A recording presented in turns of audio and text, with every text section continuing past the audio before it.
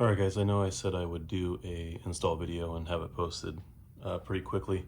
I did run into a handful of issues, not necessarily with the air compressor, but just with some of the fittings and trying to order the right parts. So I will put in the description everything that I purchased to make it work. The setup that I'm running right now is semi-permanent, but there's a couple things that I want to do differently. So just right off the bat, I ended up having to take the compressor apart to get this 90-degree elbow on here and replace or install this braided cable or braided hose. So originally what I did was I just wanted to make sure that it was working. So I put the 90 on, and then straight off of this I put the 1/4 inch brake airline hose, which is just plastic. This thing generates a ton of heat, so after I was running it for probably about 20 minutes trying to test the air up and air down procedure on the wheels, I ended up actually blowing the hose up because of the heat. So it got so hot that it started melting, and then the pressure just blew the hose. So I'm pretty sure everybody does this, but ran the braided hose, and then this goes over to a manifold. Eventually I'm going to move that manifold a little bit, probably put another way to get air out of it, and then probably put a gauge on it. But as of right now I just have plugs, and then it goes into a 90 into the air hose, which just pushes in and then goes through the firewall. And I'll show you guys how I did that. Let me just move the camera. All right, so this is how I ran the airline. This trim piece, you can just take a plastic pry tool. It just pops right off. So as you can see, we've got two wires coming down here. One is the wire for the switch, the other is the air hose. And there is a hole. I'll try to show you guys that. Focus there, but those two just go straight into the firewall, and it goes underneath the hood where those wires are popping out. So there's a little bit of foam that you have to punch out.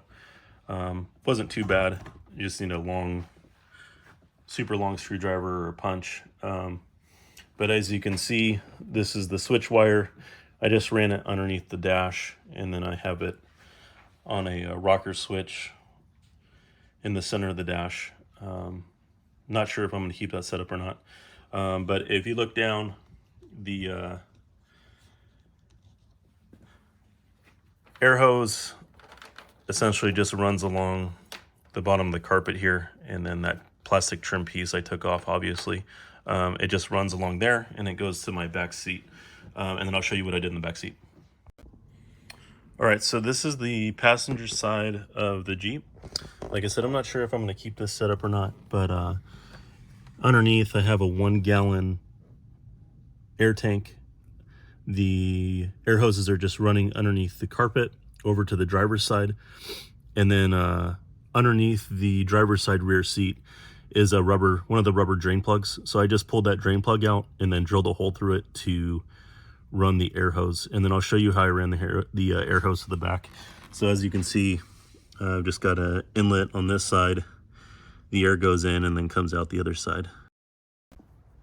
All right, so the air hose runs all the way from the front of the Jeep and then goes to the air tank, and then ends up going to the rear here.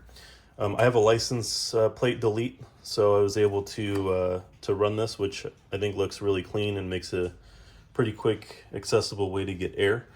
So I just have a Milton 5-in-1 connector on here in case someone else needs the air up. But essentially what you're going to do is you'll take off this brake light. Pretty easy, comes off with 2 screws, pops out, and then gives you access in here. And then if you have a license plate delete, you can essentially just use some couplers, and I'll send you the link of the ones that I used to get this to work. This is pretty large, this 5-in-1, so you can get a high flow one that's a lot smaller, but I just preferred the 5-in-1 just in case someone else has a different type of air hose, or some sort of air tool that they wanted to use. All right, so I've got 37-inch tires on here. So what I'm going to do is I'm going to pull the valve stem. I'm going to completely deflate the tire, and then I'll put the valve stem back in, and then I'll give you a time lapse of how long it takes for the rough country pump essentially to fill the tire back up. And then I'll give you the exact PSIs of what I went from and then I went to. And then I will let you know that I'm going to have the compressor running prior to starting the fill up. So that'll include that 1-gallon air tank just as that small little buffer. And that air tank gives you the ability to run an air tool for a little bit of time. You're not going to be able to run it for a minute straight, but you'll be able to use it long enough to loosen or tighten a pretty heavy duty bolt.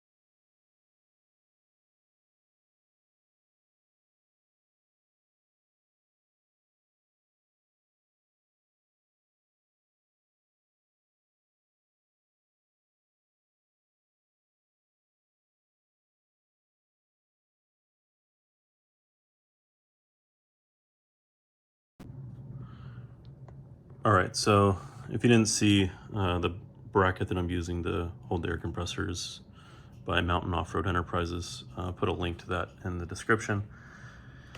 Overall opinion is it's not a terrible air compressor for the price.